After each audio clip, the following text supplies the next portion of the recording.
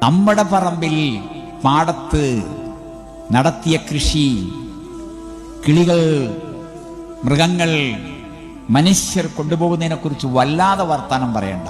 കൂലിയാണ്, കൂലിയാണ്. നമുക്ക് നഷ്ടമുണ്ട്, സങ്കടമുണ്ട്, പക്ഷെ കൂലിയാണ്.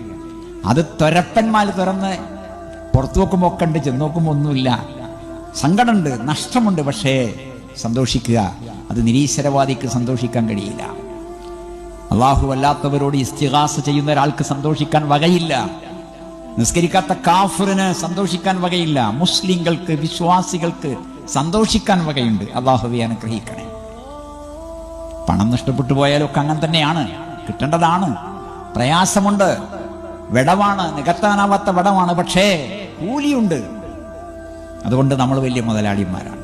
കാരണം പൈസ മാത്രമല്ല നമ്മുടെ മുതൽ. കണ്ണുവേദനയും കൈകാൽ വേദനയും കുഷ്ഠവും ക്യാൻസറും ഹാർട്ട് അസുഖങ്ങളും കിഡ്നി അസുഖങ്ങളും എല്ലാ അസുഖങ്ങളും ഉണ്ടായാലും ശരി, ഇതിനൊക്കെ കൂലിയുണ്ട് എന്ന കാര്യം നമുക്ക് എല്ലാവർക്കും അറിയാം.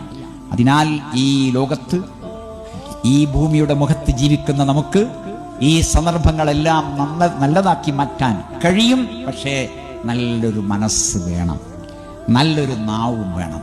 വലിപ്പത്തരം തോന്നരുത്, അഹങ്കാരം, പൊങ്ങച്ചം, ജാട ഉണ്ടാകരുത്.